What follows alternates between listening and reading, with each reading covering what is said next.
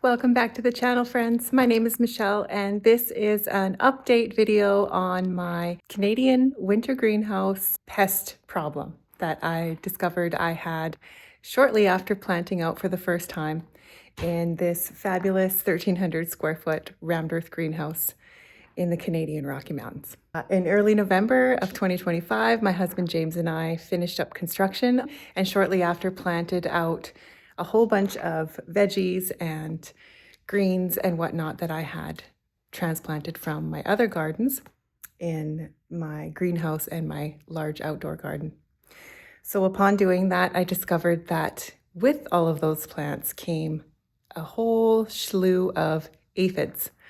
So my entire greenhouse got contaminated with aphids, and I reached out to you, the viewers, to help me combat this massive problem that I had. And boy, did you guys ever come through. Thank you so much.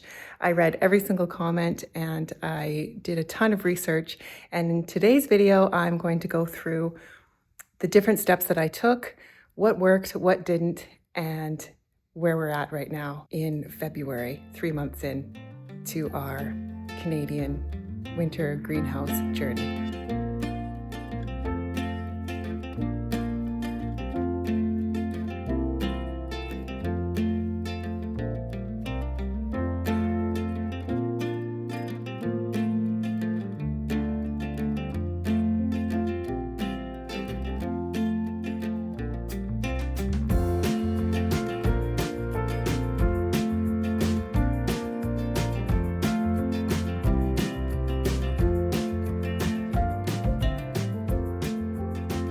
So in the last video, I was showing you that I was using diatomaceous earth, a lot of diatomaceous earth, and I was basically completely bombing every surface, every plant, everything in here with diatomaceous earth. I bought a big bag of it off of Amazon with one of those dusters, which worked really well, and just spent my days in here, masked up, spraying everything, going over and under every single leaf, every single stem of every single plant that I had in here.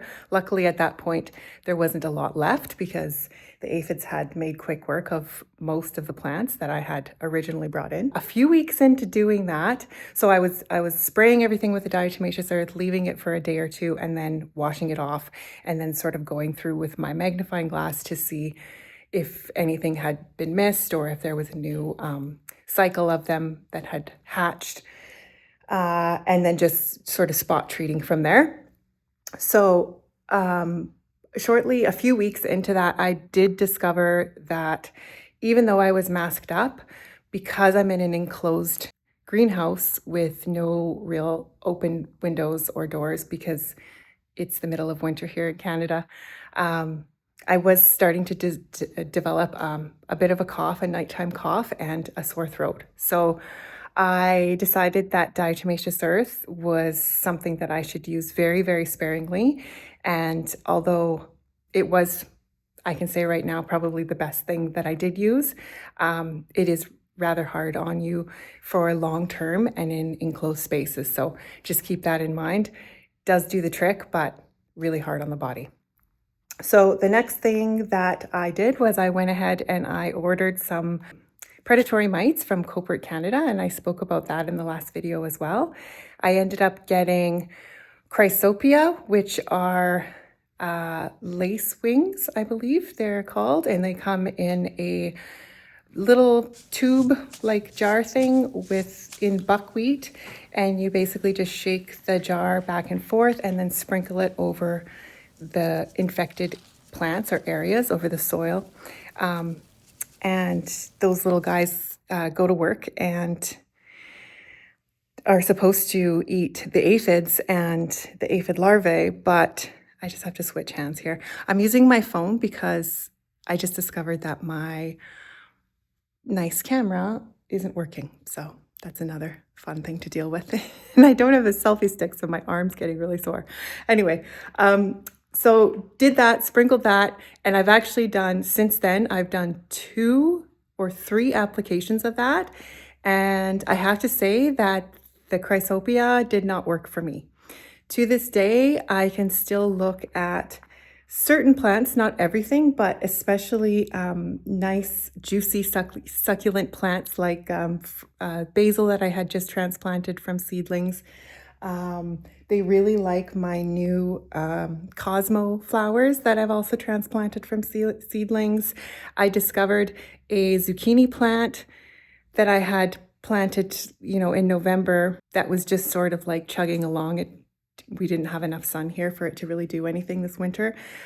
It was completely infested with aphids. I just discovered that yesterday and pulled the plant and tossed it out. So I can't say that the Chrysopia worked, unfortunately. I do hope I'm pronouncing that correctly, but it's lace wings. I'll show you a picture of it. So yeah, that did not work. Another thing that I had been using before but added to is the Spikel Ultimite. So I was using just, they come in a 2-pack. They come in little sachets, and one of the sachets is for the adult spider mites, and the other sachet is for the webbing and the nests and the babies. So at first I had just gotten the ones for the adults, and then I got another batch with the 2-pack, and I put those around and haven't seen much evidence of spider mite webbing or spider mites. So spider mites you can't see with your naked eye. You would need like some sort of really high magnifying glass, which I don't have, but you can see the damage that they do to the leaves of the plants, and everything seems to be sprucing up in that area. I had some damage on some of my cucumber leaves and squash leaves, so that seems to be taken care of. So those did work exceptionally well. And since the last video, something that you guys don't know about yet is that I discovered that I had a massive fungus gnat infestation in my soil. So that I decided to go ahead. I did a ton of research and tried to figure out what I was going to do about that.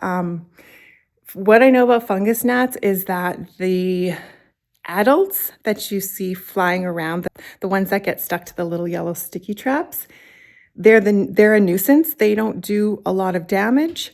They're more of just a nuisance, like when you go down to the soil, or you can see them crawling around the edges of your beds and whatnot. It's just like, before I took care of them, it was just this, when you got close enough to the soil, it was like swarming, like it was really bad. But they're not necessarily the problem. The problem is the larvae. So when they lay the eggs just under the first layer of the soil, those little buggers can get down into, and they especially like fresh transplanted seedlings, and they like to munch on the roots of those, and basically will take out any nice new little seedlings that you plant into your garden. So I knew I needed to deal with that.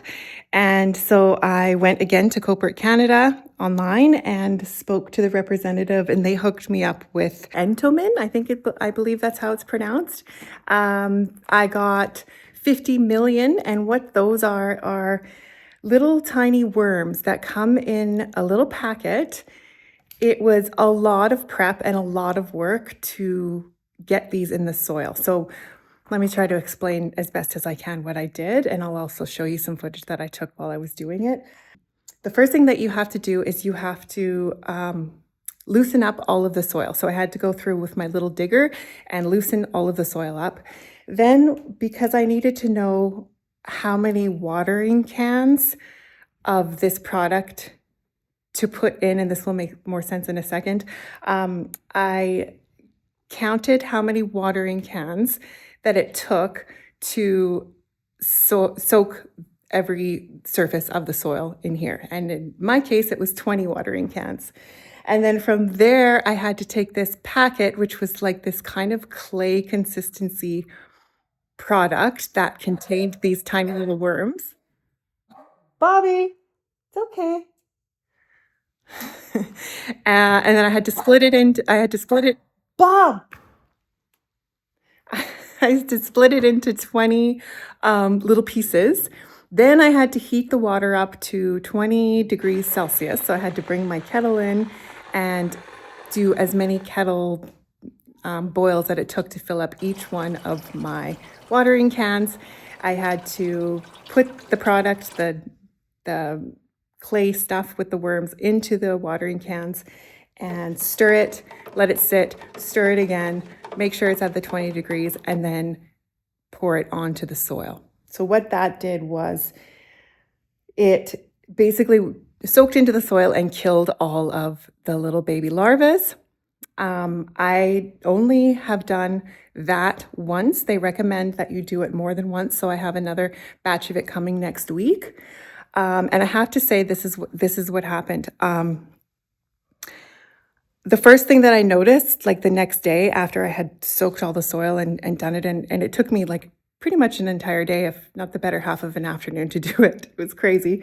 First thing that I noticed was the adult fungus gnat population seemed to have like quadrupled. Like it was insane.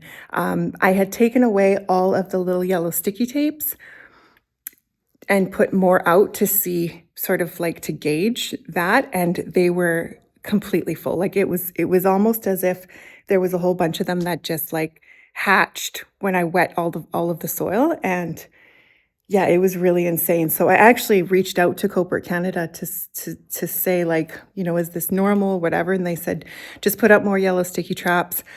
The product, the little wormies, they don't kill the adults, they only kill the larvae. So I believed them. I had to keep the soil wet for a couple of days, so I sprayed everything down for a couple of days. And now we're, I think, about a week and a half into doing all of that, and I barely see a fungus gnat. Those things worked amazing. I very, very highly recommend them. Like I said, it was a labor of love. It was a lot of work, but I mean, I can see a few little fungus gnats, but compared to how it was before, it worked really, really well. So highly recommend that. Let me just think if I'm missing anything.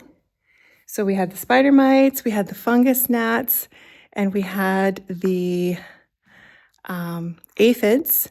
So yeah, I guess to sum up, I'm still dealing with the aphid problem.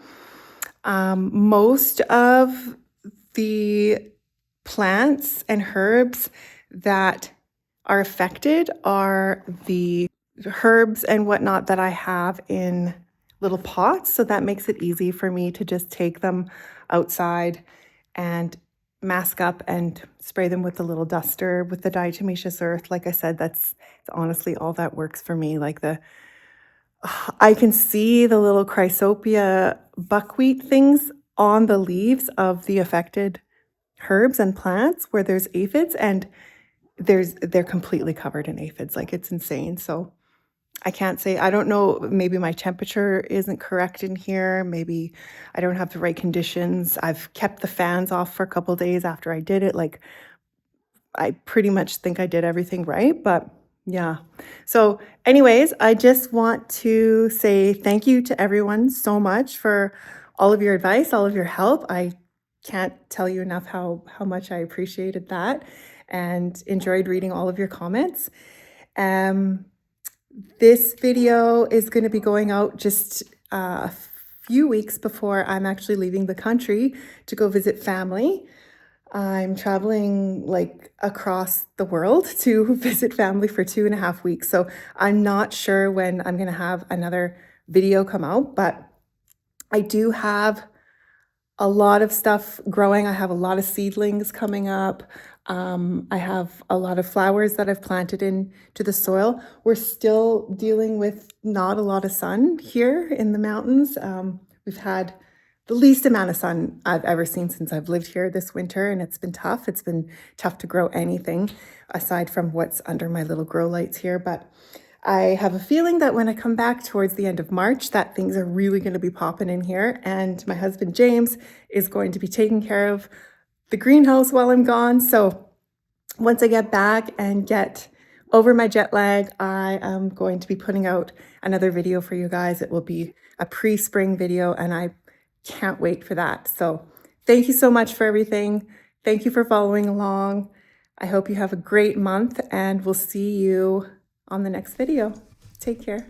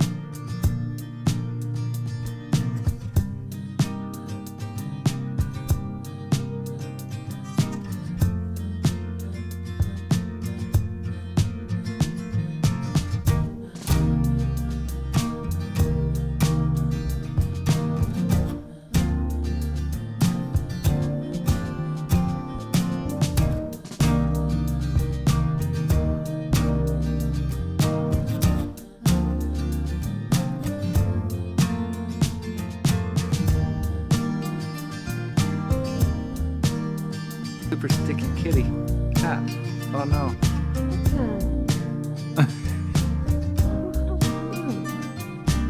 Are you dusty? Can you rip it off like a band-aid?